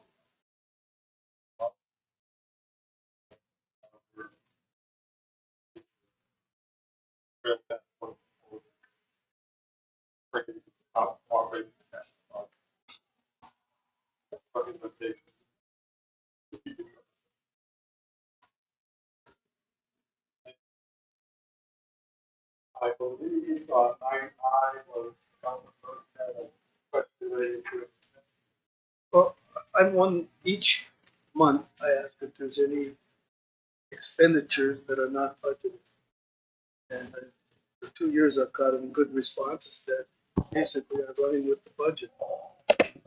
And in the budget, I see or in the expenses, there's a $37,000 expense that I guess we didn't know about. It's not budgeted, so I don't know how we're gonna pay for it. I don't know how this happened. 4:30 budget meeting, I asked the question and I didn't get a response. Money doesn't grow in trees, so we gotta find out what happened. It's not in the budget, how we're gonna pay for it.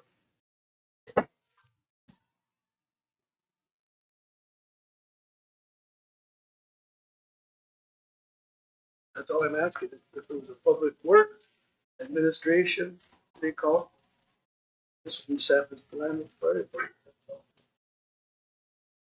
I have not got an answer. And it was a expensive repair bill on the Quint on the ladder truck. I'll have to look into how we deal with that. Go up to the. Yeah. Well, if they give him your. There's no mic up there. No, we just. Well, it's a cheap factory battery that came with it. All right.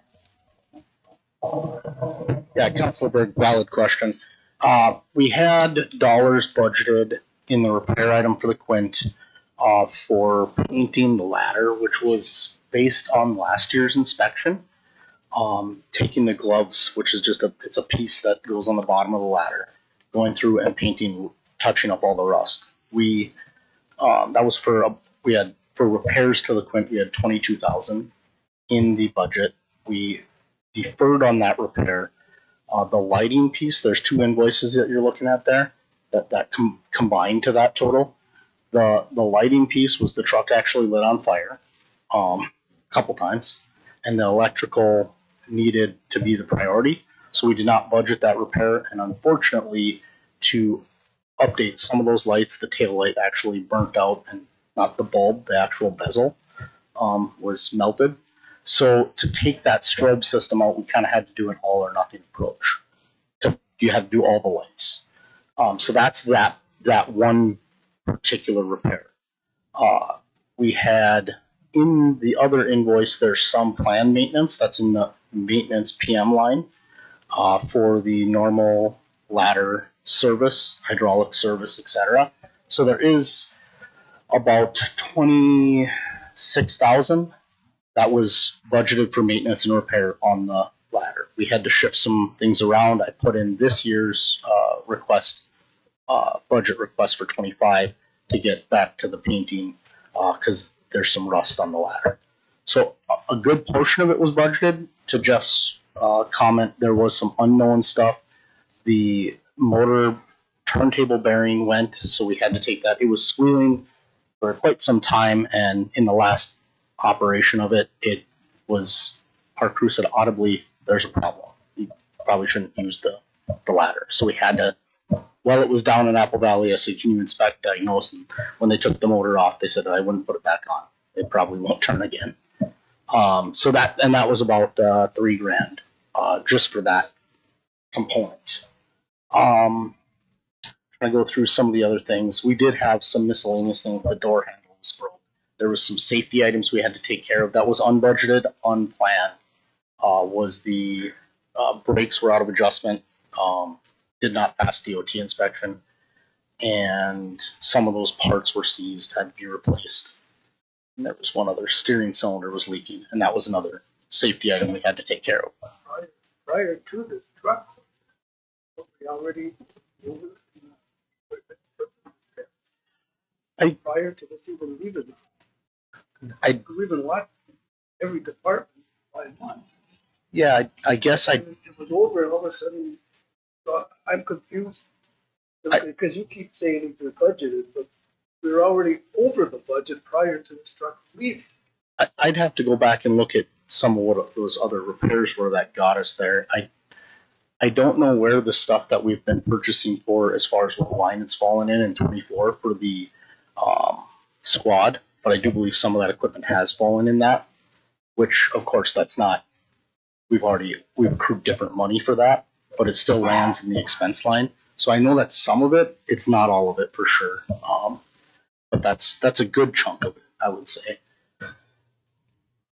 We did, yeah, and we've had some other stuff on the engine. The engine we just got running. It's been down for a year. So that was some stuff that at some point we had to fight through. But yeah. I'm not saying anything.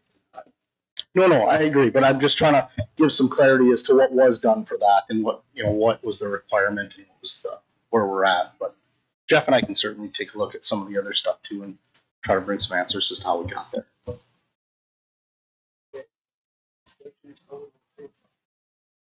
That's a Jeff question. I'm getting, we had, and what we're working for in December is to approve the budget. This budget was approved last December. And I've been watching every month for the accountability of every department. All of a sudden we got 40,000 that's not budgeted, so how do we fix it? And I will have to look into that, and I will get an answer on that. That was all. I'm not saying it was not needed. Since we did pull the, I believe this was on the check summary, check register, would need a motion to approve that. That can be approved, and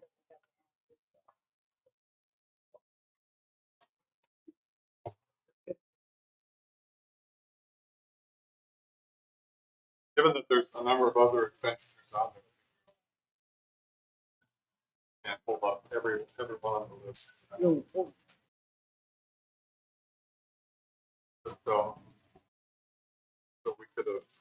check register pulling down one item of. Okay. If there's a motion, Other than me. so could I have a motion to that effect? That we would carry the approval of that expenditure over. I think we already approved the other consent agenda. I pulled the whole thing. In my mind, the whole document was pulled.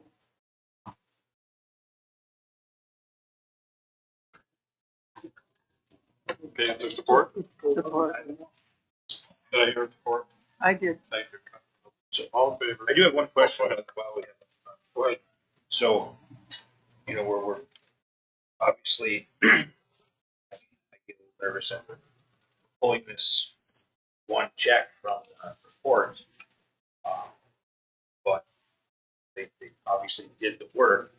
We did the work. We're going to be relying on the clean here very shortly for hopefully some equipment.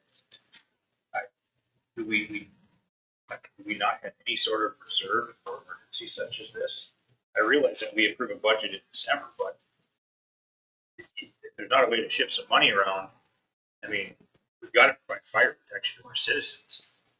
That's a, you know, and if not, we should, I mean, we should have never bought construction again. That's either here or there. But we still have to provide fire protection.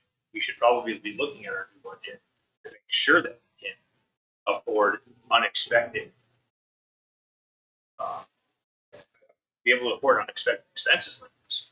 You can't just, oh, well, we don't have the money, leave our fire truck broke down the hall and just let a house burn down. That's something for a long-term plan. We've got to figure something. I can see them doing this kind of thing at work. Just can't do it here. So that's a Why I'm asking, it's gonna come from some, right. That's what I want to know. Like, where's it going to come from? that's what I keep asking. That's what we're looking for.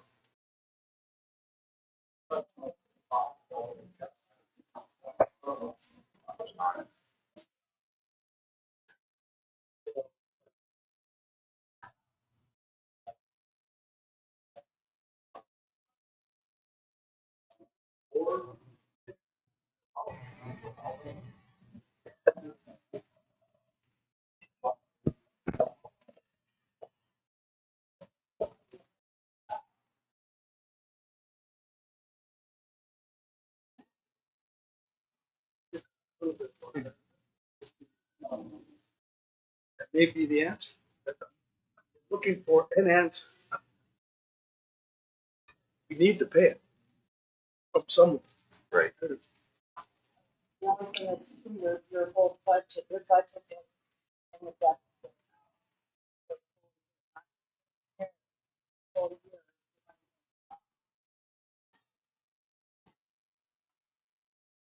So we need to come up with more money than just for those.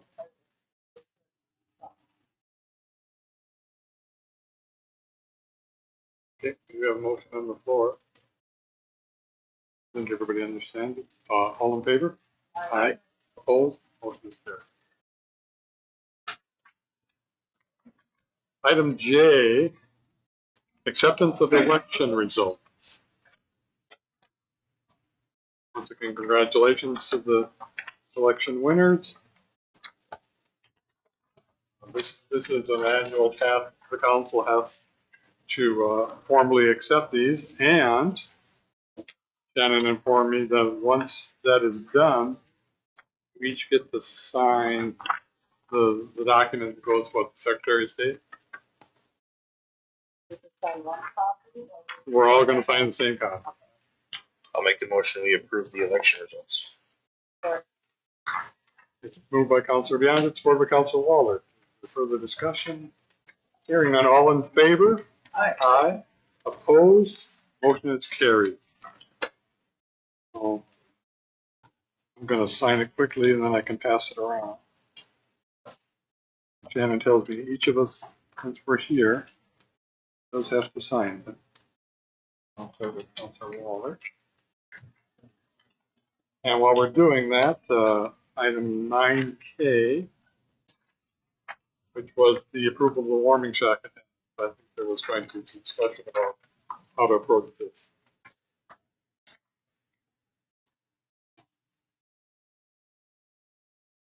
Well, as I stated in the agenda setting meeting, I just wanted to make sure that if we're gonna hire somebody, that we do it the proper way.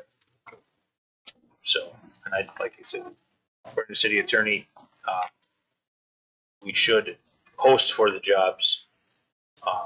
We've obviously already have these 2 applications on file, and they wouldn't have to reapply, but I think we need to make sure we open it to the public and give everybody the opportunity to apply from a legal standpoint. It sounds like a motion. I'll make that motion. Moved by Councilor Bond, supported by Councilor Berg to proceed with advertising, posting the warming shack attendance position. All in favor? Aye. Opposed? Motion is carried. We have completed new business, unless I missed something. This is a chance for members of the audience to address the council and bring things to our attention that we might need to act on at a future meeting. So, anybody wish to address us? Mr. Fleschman? It's been 7 months. The handicap sign was open. It's still there yet. I don't know what's going on there. I will check. One other thing is that building next door where they rent the house, the cars will park there all the time. All day long. So sometimes the cars, Are you talking about the main street? I think,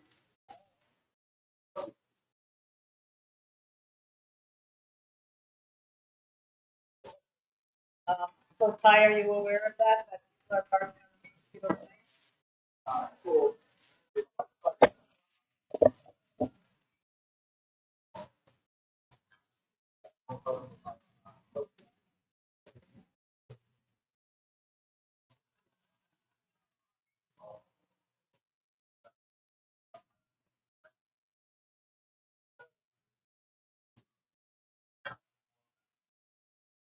So how do we?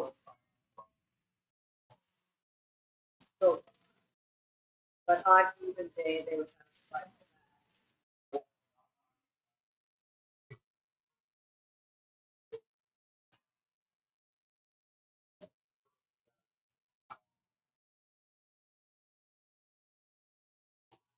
Definitely a contract, like a full time. Yeah, I can check on that. Thank you, John. Anyone else? Anyone? Lights? Thank you. I have 7:48 PM. Is there a motion to adjourn? Oh, make a motion to adjourn. It's been moved by Councilor Mimi, and was it Councilor Beyond that seconded that? All in favor? Aye. Opposed? Motion is carried. Thank you.